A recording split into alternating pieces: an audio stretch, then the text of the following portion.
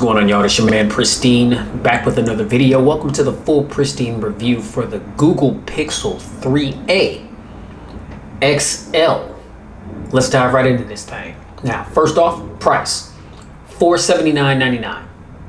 Okay, now this is the XL variant. The Pixel 3a starts off at $399, which is a tremendous value.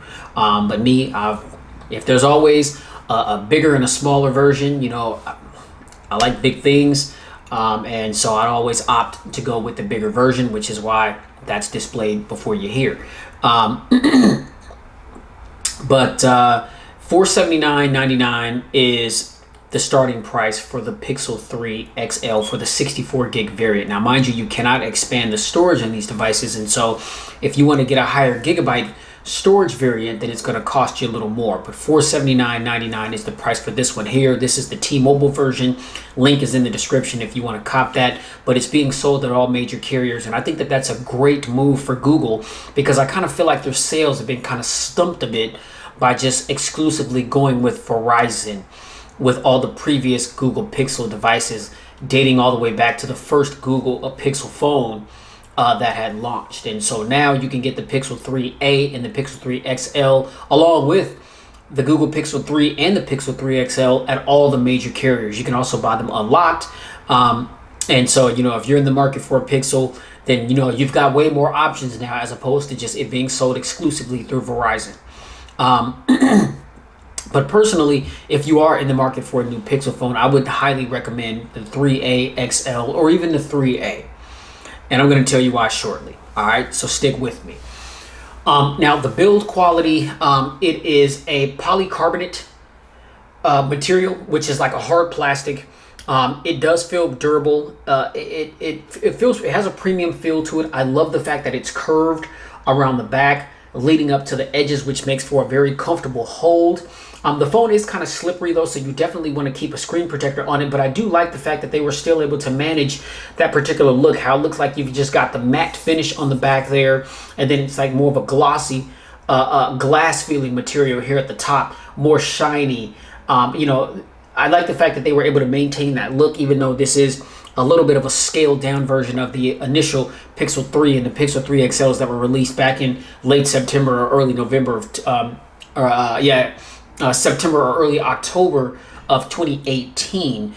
Those had Gorilla Glass 5 on the front and back. We had the ability to wirelessly charge those devices because of the fact that we've got polycarbonate plastic on the Pixel 3a and the 3a XL.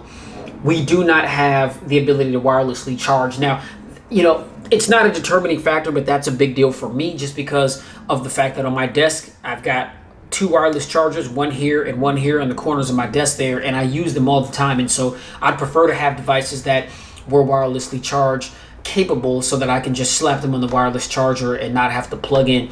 Typically, I only plug in on phones that are wirelessly charge compatible. I'll only plug in once I get the phone drained down to 0 just to see how fast it charges from 0 to 100. After I get that information, you know, after that data is implanted in my brain, then I'll never plug the phone in again, you know, unless I'm like transferring, you know, pictures and videos from the phone to my computer, you know what I mean? But again, that's not for charging purposes. So we don't have the ability to wirelessly charge the device because of the polycarbonate plastic. We have a Sahi Dragon Trail plastic, or glass on the front. Not quite corny Gorilla Glass. Gorilla Glass is more of a durable grade of glass, but the Asahi Dragon Trail glass definitely does the job. But I mean, you definitely want to protect your investment no matter what. Even if you're rocking Gorilla Glass or Dragon Trail glass, whatever kind of glass, get a screen protector, get a case, you know, protect your investment because accidents do happen. Or, you know, if you're more so mistake prone to drop your device, then you want to make sure that you get insurance on the device so that if something does happen to it, then you've got coverage. You'll be able to get yourself another device with no problems without all the hassles and the headaches. All right. So to me, the build quality, I like it. I like the fact that the phone is very, very lightweight. I mean, if you like to travel light, this is definitely going to be a joy to use. You know, it's a 6-inch display. It's a 6-inch 1080 by 2160 OLED panel.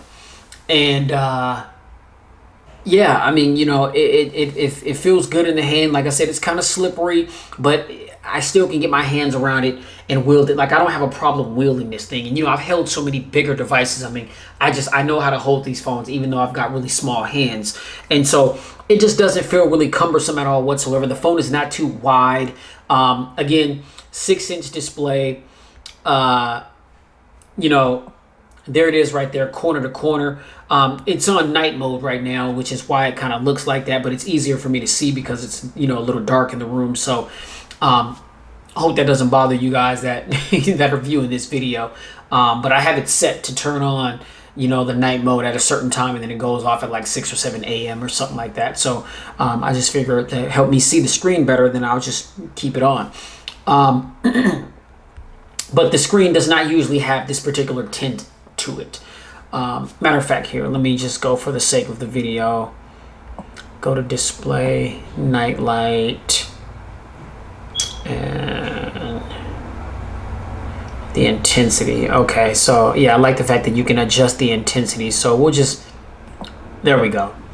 So now that's more of like a natural look at how the phone typically looks when it's on its lock screen, rather than that it's like an amber color or something like that.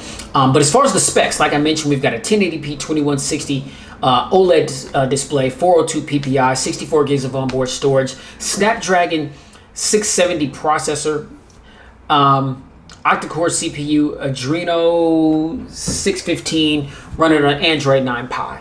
What's that mean? I mean, from a performance standpoint, the phone flies. You are not going to notice too much of a difference if you've got the two phones side by side, and I'm talking about the Pixel 3 XL, or if you've got the Pixel 3, if you've got the Pixel 3 and the Pixel 3a, or the Pixel 3a XL and the Pixel 3 XL side by side, you're not going to really notice too much of a difference. The speed test and everything, as far as like opening applications, they're pretty much identical. I mean, I watched a couple of videos and it just seemed like, the original Pixel 3 and Pixel 3 XL, maybe they opened up an application like a millisecond, and I mean like a millisecond before the Pixel 3a XL opened up the app. But pretty much, I mean, every app that was being demonstrated that they opened side by side was identical.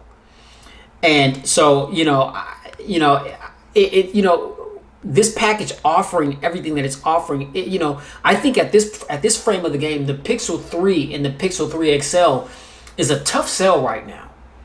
You know what I mean? Like, if you want the notch, if you want your phone to have a notch, then obviously, pony up the additional funds and get yourself the 3 XL, and that's going to get you that additional front-facing camera as well. If you're getting the same performance, build, that Pixel look. You know what I mean? The highlighted home buttons, single camera, best cameras in the game according to, a lot of the experts. So a lot of people feel that way. You know what I mean? Now well, I don't want to say I don't want to ruffle feathers, because I'm entitled to my opinion, and it is what it is. This camera's good, but I'm not like on the bandwagon. I'm not like one of those like, oh my God, the Pixel has the greatest camera. Is it up there? Absolutely. It's definitely in the top 3. You know what I mean? In my personal opinions. But I've had so many phones that have had so many great cameras on them. Phones that have gotten overlooked. Phones that were marquee devices that everybody went, and their mama was talking about and has. I mean, is the Pixel a great camera? Yes, absolutely. Is it the best? Is it the best? It's one of the best. It's up there. It's a part of that conversation. But I mean, to me, like, if somebody were to ask me, like, what's the best camera that you've ever had on a mobile device right now, the Pixel would not be my first choice. And if that ruffles feathers, then hey, it is what it is. You know what I mean? And I'm pretty sure a lot of you, if you've had the opportunity to wield the amount of phones that I have, then you probably would be saying something similar, or you'd concur with what I'm saying. I've had a lot of phones, man, and a lot of these phones have some great cameras on them. So is the Pixel camera up there? Absolutely. But is it the best? It's one of the best. I can't say that it's the absolute best. But yeah, you know, more about the camera in a minute. So those are the specs and the build quality. Now, performance, like I said, I mean, performance, let's see. I'm on my LTE. Open up the Bible app there with no problems. Let's go to Spotify real quick.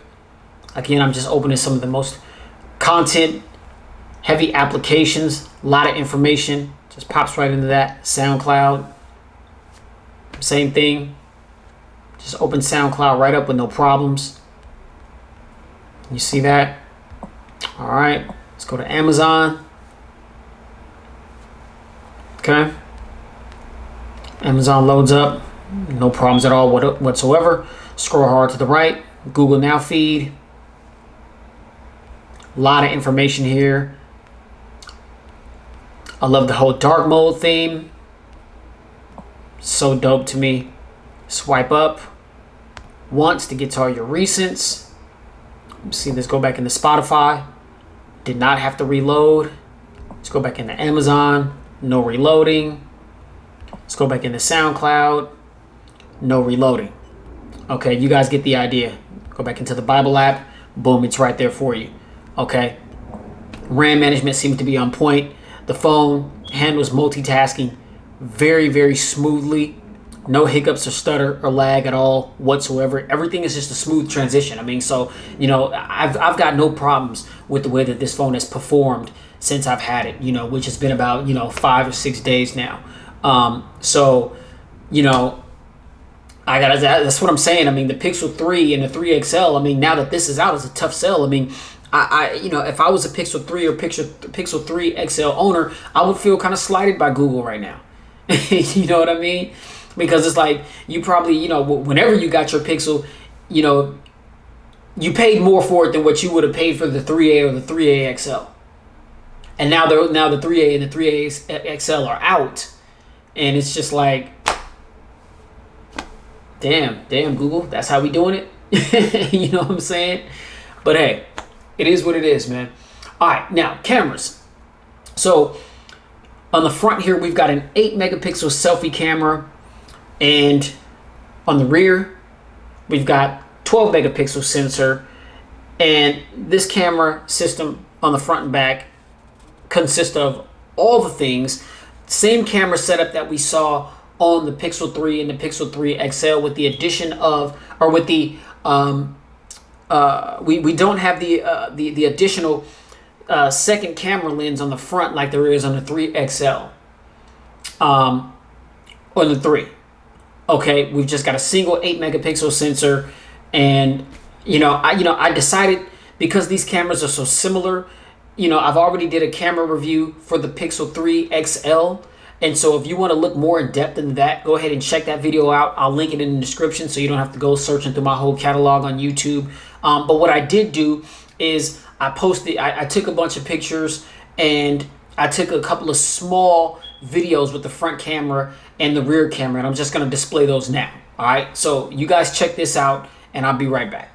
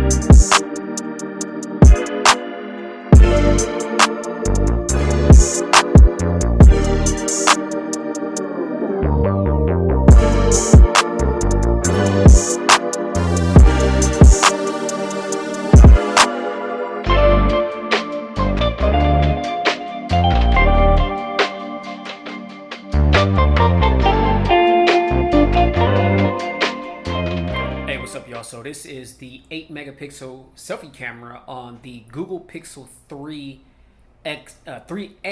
XL. That's confusing. So it's the Google Pixel 3A XL. And just a quick sample of the 8 megapixel video footage. I decided not to do a full camera review on this phone just because it is so similar to the camera. It's the same camera that's on the Google Pixel 3 and the Google Pixel 3 XL, and I already did a camera review video for that. So take a look down in the description box, which is where that video will be. Click on that link and check that out. But as you can see, I got my computer back there. All I'm doing is just editing videos. I had a death in the family a few weeks ago, and I kind of had to put my videos on hold for a minute. So there were like 8 or 9 videos that I was just sitting on. So all day yesterday, I was just editing and got them all upload ready. Today, all I'm doing is just uploading like a madman, back to back to back. You know what I'm saying? So yeah, I got to get back in the groove. But yeah, man, this is my office. You know what I'm saying?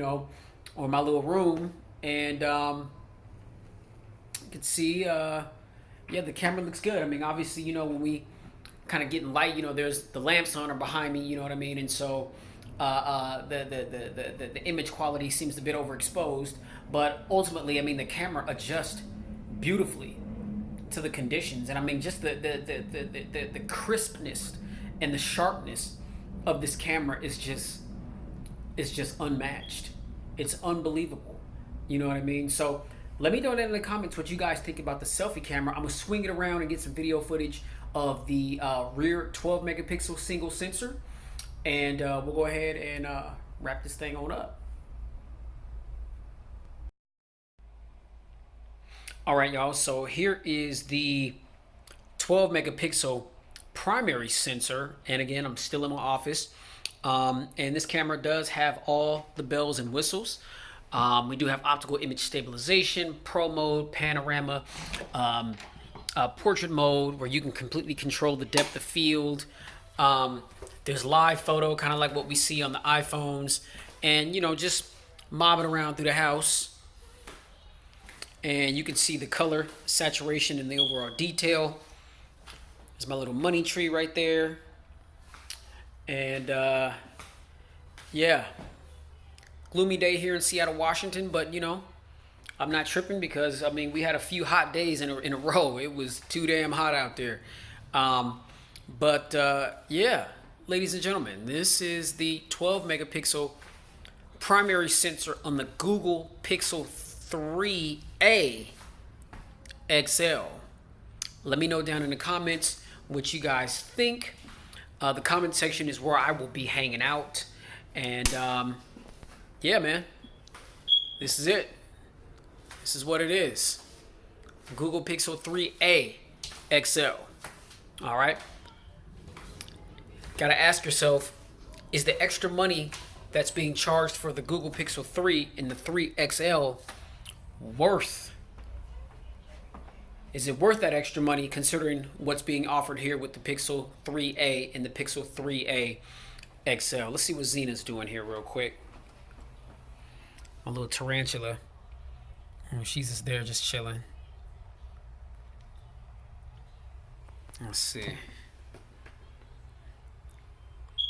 She's just being lazy right now. All right. So yeah, let me know what you guys think. All right. Peace. All right, y'all. So we back in. I hope you enjoyed, the video footage that I just took around the house. As you can see, the overall quality, the color reproduction, some of the bokeh shots that I took. Is the camera is amazing, and it's a trip that Google is able to do with one lens what a lot of cameras are doing with like 2 and 3 lenses. You know what I mean? That is amazing. So yes, like I said, this camera is definitely one of the best that there is in the game. But to say that it is the best, that's kind of tough right there, because I know some other phones right now that I can name that can get with this. Or matter of fact, that Huawei P30, that P30 Pro just actually got a higher DxO mark than the Pixel 3. So it's like now they're saying the Pixel 3 camera has already been beat out. You know what I mean? But even the iPhone, the iPhone XR, the iPhone XS and the XS Max, those cameras are some monsters. You know what I mean? Among many others. that I've had in my hands, that I've had the pleasure of using and testing. I mean, so, there's a lot of good cameras out here, you guys just got to be willing to expand your mind and do your research and get some of these devices in your hands and test them out for yourselves. But yeah, a lot of just the camera game of mobile devices have come a long way. You know what I mean? They've come a mighty long way. So yeah, camera performance, hey, it speaks for itself in the footage that you guys just saw. All right, now the battery life, 3,700 milliamp hour battery. I've had absolutely no problems getting through a full day. Matter of fact, I've gotten through a day and a half, 2 days on a single charge. I don't really get into screen on time all that much because, that's solely dependent on how you use your device. You know what I mean? But I'm a light to moderate user. You know what I mean? So a lot of the things that I do with my phone, which is call, because it is a phone before it's anything else. But I talk on the phone, text message, and I watch YouTube videos. That's it. And I only watch YouTube videos when I'm at work. I work 3 12-hour shifts. You know what I mean? And they're spread out in the course of a week. My days on are spread out throughout the course of a week. So it's not like I'm viewing content on my phone all the time. A lot of times I'm at home and this computer that's right in front of where I'm at, that's where a lot of my content watching is from. Or if I'm on the sticks, if I'm on my PS4 Pro, I got the YouTube app on my PS4. I watch YouTube on the TV. You know what I'm saying? So, I only watch YouTube when I'm at work on my lunch break, which is about an hour or so. I mean, after an hour's worth of just watching videos back to back, or text messaging or whatever I'm doing, I'm still pulling through a full day. At the end of my work day, with still 50+% battery life. You know what I mean? And the phone has that smart battery technology where it's really able to filter out a lot of the things that would run in the background that would suck your battery. You know what I mean? And so can't forget about that feature. That's a beautiful feature that is also going to help you have some battery sustainability as well. But then another thing that I do too is I optimize my battery by keeping Bluetooth off if I'm not using it, turning off Wi-Fi, turning off GPS, turning off auto sync. You know what I mean? You'll be amazed of the amount of battery sustainability that you'll have if you turn those things off. A lot of people don't recognize that, and it amazes me how a lot of people just have those things turned on all the time and they're not even using them. And it's like they've got no conscience at all of the fact that these very things, while they're constantly trying to connect to something or they're searching for something to connect to, it's draining and just killing off your battery life. You know what I mean? And so, if you just remember to do those things, you'll notice significant, a significant difference in your battery sustainability. The phone does also have battery optimization features. You can turn those on whenever you feel you need that extra juice, but be mindful of the fact that when you turn those things on, there's always going to be something that it's going to take away. You may not be able to access certain apps. You may not be able to access certain features or functions because the device has to turn those things off to give you that additional battery power that you're going to need to help you get through your day until you're able to plug in and get to your charger. Or, so, be mindful of that. The battery is going to last depending on how you use your phone. Obviously, if you're more of a heavy user, watching movies on your phone, gaming on your phone, which this phone is very capable of doing very smoothly, might I add as well. You're going to be able to do those things, with no problems at all whatsoever. But they're just going to, depending on how much of it you're doing, it's going to drain your battery much faster. All right. So, additional features. I like the fact that when you hit the lock screen, we've got always on display. Okay, I love always on display so much to where it's something that I look for. I wish a lot of other devices had it, but I'm very appreciative to any device that has always on display because there's nothing like being able to just glance over at your phone and check the time, check the date, check to see if you've got notifications without physically having to touch the phone. You don't have to double tap it. You don't have to raise it up to wake. Although those are some pretty cool features that a lot of other devices have. I mean, just having always on display, just peek over, glance at it, and boom, you can see what you need to see, and then you get back to handling your business and doing whatever you was doing. To me, I like that. I really do like that. I also like how on the ambient display right here at the bottom, if you could see that, there's the battery percentage. You know what I mean? So even if you don't, if you're not quite sure on where you are with battery life, the ambient display, it has it right there. I mean, it's tiny. It's down there at the bottom. It's visible. It's there. I don't know if you guys can see that. but it's there. I like that. I also like the fact that too, when you are, if you are somewhere and music is playing, and say you don't know who the artist is, but you knew the song, but maybe it was a song that you were looking for, but you couldn't quite find it because you didn't know who the artist is. Well, the phone is always listening for audio content. It's always listening for music, and it's a feature that you can turn off in the settings. But it's one of those things to where as soon as the phone hears the song, it's going to display right here where that time is. It's going to display on the bottom of the screen what the name of the artist is and the name of that song. And at that point, you'll be able to, you'll have it. You can get on Spotify or SoundCloud or Apple Music or whatever your music source is, and be able to find that song, download it for your own enjoyment. For me, that's huge because I'm a music buff. You know what I mean? Music has been a hobby of mine ever since I was a kid. You know what I'm saying? So, I stay up with the latest music. And for something like that, I mean, I don't have to go rambling through my, trying to get to my what is it? It's my little app here. Yeah, SoundHound. I don't have to go into my, go fumbling through for SoundHound or anything like that. The phone just, you just put if the phone hears the song, it's going to display it on the bottom of the screen. To me, I like that. I like that a whole lot. All right. I do like the fact that we've got a blazing fast fingerprint sensor here. And you see that? It's one of those fingerprint sensors where barely touch it and it's in. And it works 100% of the time. Okay? I'm a big fan of that. I'm not really tripping over the fact that the phone doesn't really have Face ID. I'm not really worried about that on this device. I've gotten so accustomed to the fingerprint sensor. It's properly placed on the back, right in the middle where it should be. It's not anywhere near the camera lens, so you don't have to worry about making the mistake and touching the camera lens while you're trying to get to the fingerprint sensor. None of that. Okay, another feature that I really like about this device, and I'm not sure if a lot of people, talks too much about this, but the Haptic Engine that is in this phone, the way that the phone feels in hand whenever you're interacting with it, the haptics, the little haptic feedback, the little vibrations of the device, like when you touch the phone, like when you scroll down from the top to get to your notifications, there's a little vibration. Just the little vibrations when you touch an application, when you're in your text messages and you're typing, just the haptic feedback. I mean, the way it's so spot on and it's so responsive and it feels so good. There's been a lot of other devices where the haptic feedback is trash. And I'm talking about phones that were like very high in cost.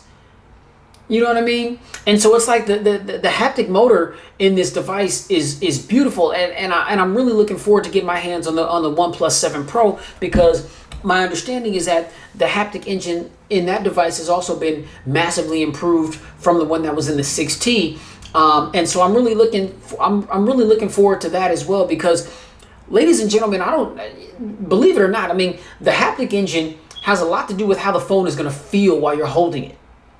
And the way that haptic feedback responds to every touch or every stroke of you swiping your phone or opening an application or text messaging or dialing numbers on the dialer, all that kind of thing. I mean, the haptic feedback is a feature that a lot of times I end up turning it off on a lot of phones, because a lot of phones is trash. Like, it just doesn't feel right, or it's like off, or it's like a delayed response. Whenever I touch to open an application, if I choose to have vibrations on. And a lot of times I like to have those things on because I like to know that I'm doing something, like I'm properly doing what it is that I need to do. You know what I mean? And so it's like that haptic feedback is just another confirmation that you're doing what you need to do with your phone. And so it's like Google got that spot on. And that's also in the Google Pixel 3 and the Pixel 3 XL. It's not just here on the 3A and the 3A XL. And so I'm a big fan of the haptic engine on this phone and just the way that it feels. I mean, it really enhances the experience with the device. Okay, another feature that I love is the dual speakers. Okay, and they switched it up. You know what I mean? So rather than just having two front firing speakers, you've got a speaker in the earpiece, and then you've got another speaker here on the bottom. All right. So what I'm gonna do is I'm gonna go ahead and just queue up one of my videos real quick, and we'll test that out.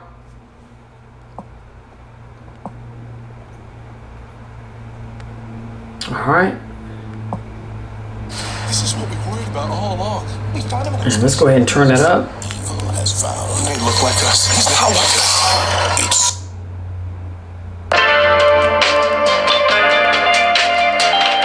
Volume's on the way up.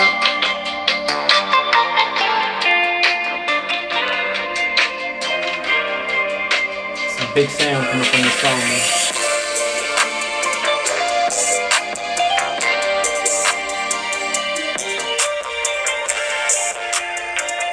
See, I got my finger over the bottom firing speaker, and you still hear that treble coming from that front firing speaker in the earpiece. And that's where a lot of that clarity, the hi-hat, and other high-pitched sounds that require that clarity. Then a lot of the more monotone, the bass, and the kick drum and all that stuff. Now it's more full when I take my finger off of that bottom firing speaker. They sound amazing.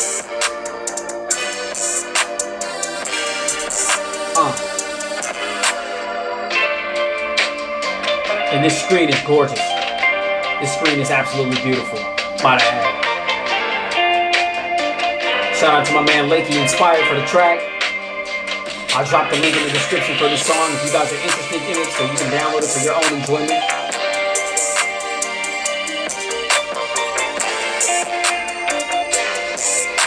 Yeah, that sounds so lovely.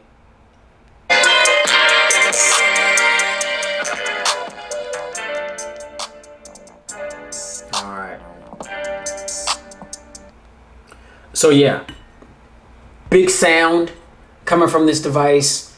I mean, the sound, at higher volumes, it didn't sound distorted at all whatsoever. It was like the sound, whether it be the sounds that were being projected from the earpiece, which is like the hi-hats and a lot of the treble, the clarity, versus the sound that was coming from the bottom firing speaker. Everything was in unison. Like it flowed smoothly. There wasn't too much of anything going on that was just drowning out all the other sounds that one would want to hear. You know what I mean? It's like I just have an ear for that type of stuff. You know what I mean? So, I'm very meticulous in everything, even down to how I like to listen to my music.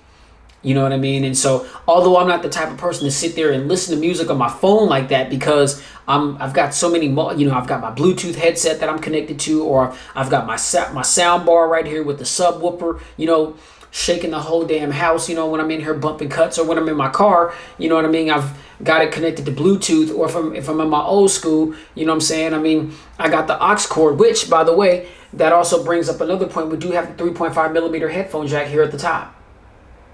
So for all of you that like to plug in, Google didn't forget about y'all. You know what I'm saying? They didn't forget about y'all. You got the 3.5 millimeter headphone jack. So that's another plus. So those are some of my key features. Actually, there's another thing that I like too. And I've seen this on a lot of other devices too, but if you want to put the phone in airplane mode, like if you just don't want to be bothered, you know what I mean? And you just want to completely shut down notifications, calls, all that stuff, you just set the phone on his face. Just set the phone on his face. If somebody calls or sends me a text message right now or anything, it's not going to go through. It's going to go straight to my voicemail. Okay? Pick the phone up. Now it's in its, and it just vibrated. So that's what I'm saying. In this phone, and another thing that I like about this phone is how smart the phone is. The phone really does adapt to how you use the device. But even just me just putting the phone down on its face, I didn't touch anything on the front of the phone. When I picked it up, there's a vibration. You know what I mean? Letting you know that there's an action that just took place. The phone knows when you set it down. So now it's in airplane mode right now.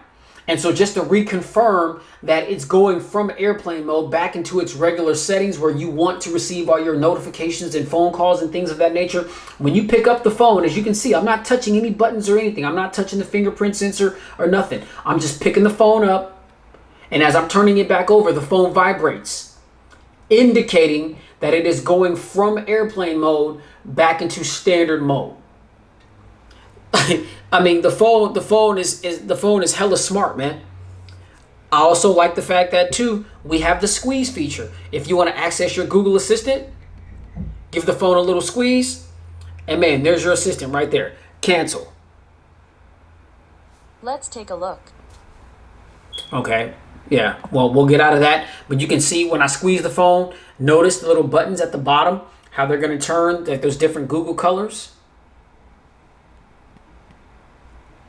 And just the haptic feedback that lets you know that, okay, you properly perform the action correctly. There's a tutorial under the settings that will walk you through that. And you do have the ability to change how sensitive you want the squeeze feature to be. You can have it hella hard to where you really just have to like hunker down and squeeze the device, or you can just have it very soft and you can just barely squeeze it. But I would recommend just keeping it somewhere in the middle, just because you don't want to, every time you pick up the phone and grab it, and of course, you don't want to just be loose with your phone because you don't want to drop it. I mean, you want to grab it and be somewhat stern with it so that it's in your hand. But then you'll get, if you've got that squeeze feature set too sensitive, you'll have a lot of accidental accessing the Google Assistant. And so I just kept it right in the middle. I'm able to just grab the device with no problems at all. And I can cuff it, you know what I'm saying? And I'm not having to worry about my Google Assistant being accessed, because I've got the sensitivity for the squeeze feature set to be too sensitive. Okay, so those are some of the key elements of the phone that I really, really like. You know what I mean? I think that those are all some really, really useful tools. And the fact that this, my man Jay Will, man, I watched his video on this phone. He put out another video on this phone earlier today, and I mean, that's my guy, man. He be stating some facts, man, and hitting some points on these phones. A lot of people are referring to this phone as a mid-range, and I like how Jay Will put it earlier. He was like, a mid-range is like, what I'm saying, like anywhere from $200 to $400. You know what I mean? Like budget is anywhere between, 40, 50, 60, 70, $80, anywhere between $40 and $100. Like, that's budget. And I feel that, because it's like, a budget device is supposed to be a budget price. You know what I mean? And so like mid-range is anywhere between $200 and $400. Jay was like, man, if you're charging over $400, then man, that's up in like flagship territory, man, because you got a lot of devices that have flagship specifications that are around that same price point. You know what I mean? So, and I understand that level of thinking. I understand the rationale behind that. So, even though this phone is being considered a mid-range device because of the processor, it still performs just like a flagship device. And a lot of those flagship features that are in the Pixel 3 and the Pixel 3 XL are here in the Pixel 3a and the Pixel 3 XL, just at a cheaper cost, because of the fact that they went with the lesser tier processor, even though the lesser tier processor still performs just like a flagship. So to me, I mean, this is a flagship device, man, with a mid-range price tag. That's how I put it. It's a flagship device with a mid-range price tag. Okay? And at this particular price point, there's not a lot of things that are competing with this thing right now. I mean, there is, but I mean, can it really top this? That's going to be hard to do. Okay? Google just made things real complicated in that particular price point for a lot of OEMs. You know what I'm saying? Because now that you can get a Pixel that has all this functionality, features, performance, these cameras at this price point, it's almost not even fair. You know what I mean? It's almost not even fair. So that's all I got, ladies and gentlemen, for the Pixel 3a XL. Man, my final thoughts. This is a go. I feel like if you're in the market for a new Pixel device right now, the Pixel 3a or the Pixel 3a XL is the one that you want to go for, because there's no need to spend the additional monies for the Google Pixel 3 and the Pixel 3 XL. Now, if you want the notch, if you want two front-facing camera sensors, if you want wireless charge capability, then okay, pony up the extra funds. But if you're not really bothered by those things, because of the fact that you're getting all those marquee features that are on the Pixel 3 and the Pixel 3 XL. You're getting these killer cameras that are on the Pixel 3 and the Pixel 3 XL. Then hey man, save yourself some money. You're still getting a great product, great performance, features, functions, stock Android, the latest Android 9 Pie operating system in all of its glory, dark mode, which you can see all throughout this phone, which I'm a huge fan of. The only thing is, I just wish that the settings menu would be dark as well. To me, dark mode means you're darkening everything. Everything's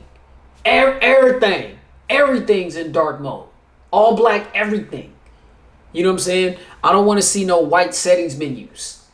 You know what I'm saying? I'm not a racist. You know what I'm saying? I hope that doesn't sound racist or anything like that, but I'm just saying I'm into like darker themes. You know what I mean? And so I'm like, if you give me the ability to change the theme to a dark mode, I don't want to see no I don't want to see no white background color when I pop into the settings, because this is the only thing that is still white. Everything else is dark, and I haven't set the dark mode. It's like you can have it set the dark mode, or the phone would just be in dark mode if you have a darker color wallpaper on the device. But you'll see everything else is dark mode except the settings. It's like, come on, man. You got to get OnePlus with it. OnePlus is like all black everything. You know what I'm saying? The settings menu, everything. Stay tuned, man, because I got the unboxing video that's going to be coming up real soon for the OnePlus 7 Pro. I can highly recommend this phone to anybody. Can't go wrong with this device at all whatsoever. This phone is for anybody that wants a great device, that doesn't want to break the bank, that wants great features, feel, function, and Lord have mercy, some of the best cameras on planet Earth for $479.99. Link is in the description if this is something that you guys want to pick up. That's all I got for the Pixel 3a XL. If you like this video, hit that thumbs up button. Be sure to like, share, and subscribe to expose yourself to tons of more videos that I've done like this one. And keep it locked here at Pristine Mobile Tech, because I've got so much more content to come. Be sure to hit that notification bell so that when my videos go live, you'll get the notification that Pristine Tech just uploaded something new. Go ahead and check out the video. Get down in the comment section and hit me with your questions, comments, feedback, because the comment section is where I'll be chilling at. And I'll be there answering questions, responding to feedback, criticism, you know, you hating, whatever. If you're being disrespectful and talking that yin yang, you're just going to get ignored. You guys will never draw a response from me because I don't feed into negativity. You know what I mean? I try to keep it godly at all possible. You know what I'm saying? So all that negativity, you know, you cats, you know what I'm saying, behind them keyboards, talking all that nonsense, talking all that trizash, y'all can go on with that. You know what I'm saying? You know, I'm bigger than that. You're entitled to your opinions, and I respect it. But respect what I have to say on this on this platform, because this is my channel, and I'm the one that's reviewing these phones, and I'm also entitled to my opinions on what's before me. You know what I mean? So that's it, man. You guys already know. Please be safe. Get spiritually fit in 2019, because we're definitely living in the last days. I know I say that in all my videos, and I'm not saying that to scare nobody. That's just the reality of the situation. You know what I mean? If you don't know what I'm talking about, read the book of Revelations in the Holy Bible. Look at everything that Revelations talks about is going to be happening toward the end times. The end times just means that we're getting closer every day that passes to the return of Christ, the rapture. You know what I'm saying? A lot of the stuff that's happening in the world was all stated. It was written in Revelations. So ain't nothing to be afraid of, man. Just get your life right with Christ. He got you. No matter what. No matter where you're at in your lives, he'll pull you out of whatever circumstances you may be going through. All you got to do is just trust and believe in him. Submit your life over to him. That's it. You know what I'm saying? And then just try to live righteously. Follow his word. Get in that Bible. It's the book of life, man. That's the living word right there. You know what I mean? All our paths are different, but as long as God's first, he'll guide your steps. and he'll bless you in every aspect imaginable. He did it for me, and he'll do it for you too. So, man, keep it pristine in every aspect of your lives, man. This is the Google Pixel 3 XL. I'm your man, Pristine, the host, bringing the content. I'll catch y'all in the next episode. Peace.